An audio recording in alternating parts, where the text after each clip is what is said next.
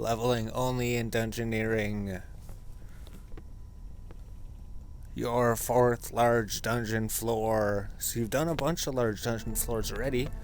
In these large dungeon floors, you might find these proto-mystics. All you have to do is craft the traps, lay the traps. So bring you to level 5 Hunter. We're level 5 Hunter already? When do we miss out on the other Hunter levels? Essentially, if you lay the traps and the Tangle Grums and you capture those, you'll find one with maybe 2 of them in the same room. So then you just take 2 Tangle Grum branches, craft 2 Tangle Grum traps, and then lay both of the traps. Essentially, these dinosaurs should go into the traps. This would be your only way to level Hunter in Dungeoneering. Well, unless there's like a Hunter experience from some of the doors or something. But maybe plant some cave potatoes. Maybe do a cave potato run later for some farming experience. So eventually, it doesn't take too long. Looks like both of them took the bait. Looks like both of these stegosaurs, the Plarixics, have entered the traps. Now you go skin these and get all the way to level 6 Hunter. Amazing, Hunter's going up so quick in here. So now you can just continue through the dungeon. And then there's even another Stegosaur, so you can capture him, but you could find a magical frostbite dagger. Maybe bind the dagger. Requires 36 magic, 36 attack to wield. And then mine all of the Novite ores. Oh yes, that'll give you mining levels. Mining level 17 already. We're already level 17 mining and you're using another trap ready to catch another Stegosaur. That'll bring your hunting level up maybe, or at least give you hunting experience. Next, you're probably doing farming runs. You could do potato farm runs between 2 plots, right? Nothing left here. You have a whole bunch of K potatoes, level 7 farming. Essentially, we just found 2 farming plots right next to each other, and then we'd run back and forth, wait for this one to grow, and then we'd pick it once it's fully grown, and then we'd plant the other one.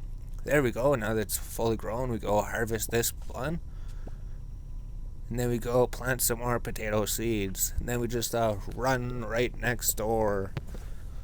And then wait for those ones to harvest. You could also cook the potatoes, right? We were cooking them. As you're waiting for them, cook the potatoes on the fire. But the potato is done being harvested. So we go collect it and then plant some more. And then you could just cook all the potatoes. Then you just teleport back home, sell the cooked potatoes. Sell the cooked potatoes. Yes, and then after the dungeon's done, you probably explored pretty much everything. Cook all the food that you have researched, all that you have fished. Level 30 cooking. Cooking's going up just so quick. Just all the fish. Already, what? Level 20 fishing already. Holy jeez. Fletching. Just fletch all the sticks that you collect from the trees. You're already level 25 fletching. Fletching just goes by so quick. Isn't this like the 4th large floor? Essentially collecting everything. Now you want to make a Bathist plate body. This is going to be your level 20 defense. Oh yes, that's right, because you have level 20 defense now. So you could bind the new plate body.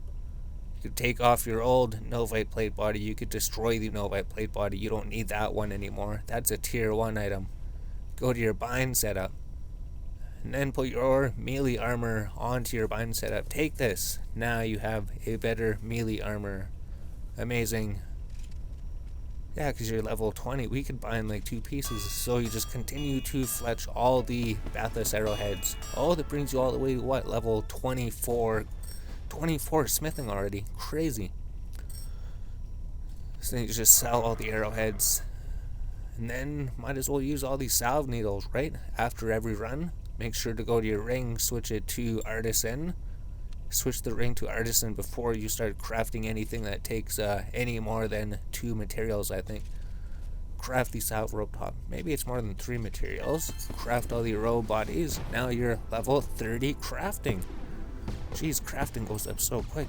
All these skills go up so quick. So then just sell everything that you don't need. And then spend all your money to buy What did you be buying this time? Blade Leaf? Oh, you just need 5 Blade Leaf. Oh, you can make the 20 defense mage armor. You just need like level 28 crafting. So craft the 5 Blade Leaf cloths. Craft all 5 of them. And then craft a Blade Leaf robe top. There we go. Now, the only problem is that you also need like 20 magic to wield the thing. We didn't know about that till later. But bind your level 20 mage armor. And then destroy your level 1 mage armor. Essentially, you could be making a level 10 mage armor later or something. But now you have a better mage setup. Spend all your money on Novite ores. Buy 145 Novite ores. That's a lot of Novite ores. So that means you're going to be getting a whole bunch of smithing levels this time. Basically, the dungeon takes like 30-40 minutes to complete, and then it's like 30 minutes of this, and then it's like 25 smithing already. It's like 30 minutes of gathering already, just smithing all your things up to level 26 smithing. And you're even going to level 27 smithing. Jeez, all just on one dungeon floor. Oh, he's even going to level 28 smithing? You see how quick smithing goes up. Level 28 smithing already. That's just from basically selling everything that we made. Now that you're completely broke, head into the portal. Go end the dungeon. You have completed the dungeon. You've gotten so many levels. So many levels. And then you'll be level 38 Dungeoneering. Your 5th large dungeon floor. So, you're on this floor, you're gonna wanna go to your ring, go to customize, go to skiller. You're gonna wanna see if you could upgrade the ring. You're gonna wanna switch it to skiller, that's right. Make sure it's on skiller. And if you can't upgrade it, upgrade it. Now you should have a 33% chance. And just from thieving from the chest, you get to level 5 thieving on this level. And you should be able to get to level 30 wood cutting. And then also level 18 mining. So just all the levels come just from gathering everything, right? Just hunting everything. You're already level 7 hunter. And then fishing, all you had to do was fish all the fishing spots. Now you're already level 24 fishing. And then fire making, there's a door that requires level 20 fire making. So fire making was easy, so you decided, well, let's just get level 20 fire making. We were level 13, so getting 7 levels was pretty easy. Now you can open the door and see what's behind it. And then smithing, you could smith all of the ores that you have collected, which brings you to 29 smithing. And then if you sell the arrowheads, then buy Novite ore, craft the Novite ore to arrowheads. It'll bring you all the way up to level 30 smithing. And then you just craft more arrowheads. Just go smelt some more Novite bars, make more Novite arrowheads. This will bring you to 31 smithing. And then go to the divination pool. Send all of your divination into the pool. Say they gain experience. I think we chose the far left option. This will bring you all the way to level 6 divination. So this was recorded before the smithing. That's why we have money again. But once all of your money is gone, once you have smithed as much as you can, exit the dungeon. Now you are at level 40 dungeoneering. Yes, now you're level 40 dungeoneering. Your 6th large dungeon floor. So now this one, we found out if you wanted to train agility, you could jump these. You could jump this gap over and over. It gives 1 experience per jump. So if you wanted to level agility, I think this might be the only way. Unless anybody knows a better way to level agility, you could open the doors. Those give 15 experience, but that's constant experience. Eventually, once you get to level 20 attack, you're going to want to make your level 20 weapons. So go back home and make the Mermeros dagger, make the Mermeros offhand dagger. So these are the tier 3 weapons. So you want to bind the dagger and then bind the offhand dagger.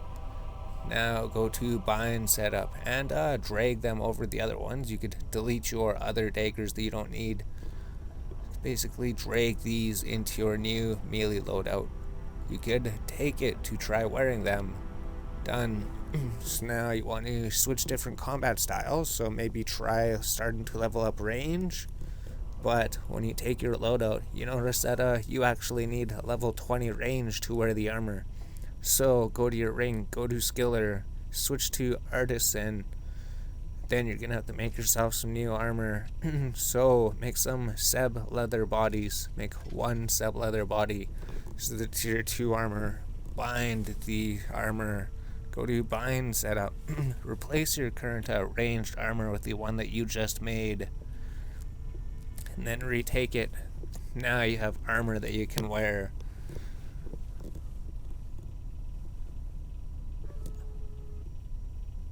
Now, buy a blood splinto branch and buy a bowstring. Then you want to fletch the branch. Fletch it into a short bow. Then you want to use the short bow and the bowstring. Create a short bow. Bind the short bow. Now go to bind setup. Now you want to replace your current bow with your new bow. And then go to the crafting station. You want to make sure that you're on artisan again. I guess we did some crafting with this later, but you want to make a welder crest robe top. And then you want to make a seeping elm wand. So basically making your mage gear at the moment, right? Or a seeping elm staff. Maybe a seeping elm staff. I think at this point you ran out of space to bind everything. So you wanted to get rid of your one-hand weapons, get rid of the welder crest orb, get rid of the the seeping elm wand, and then bind your new staff, the seeping elm staff. So give you more spots to bind into your weapons, and then bind the welder cross top. So you couldn't bind it before because you didn't have room. Now you can. Now put the welder cross top in your mage selection. When you can equip it, is that the level 20 armor? We can't quite remember. Oh no, it is. Yes, drag the new mage armor into your mage slot and your new staff into the mage slot. Now equip them. Perfect. So now you can go and start smithing all of the ores that you have mined in the dungeon, and then make all these salve robe tops that you can from all of the salve nettles that you have harvested. Then just work on your fletching. Just buy a whole bunch of seeping elm branches, craft seeping elm staffs, and then sell them back to the store. Your fletching level is now fletching level 29. And then your fletching level 30. And if you just keep fletching on seeping elm branches and then selling them, eventually you'll be level 31 fletching. Amazing. Now you could exit the dungeon. So you've done everything in this dungeon. You've done so much. You made some new armors. You got level 30 range, I think.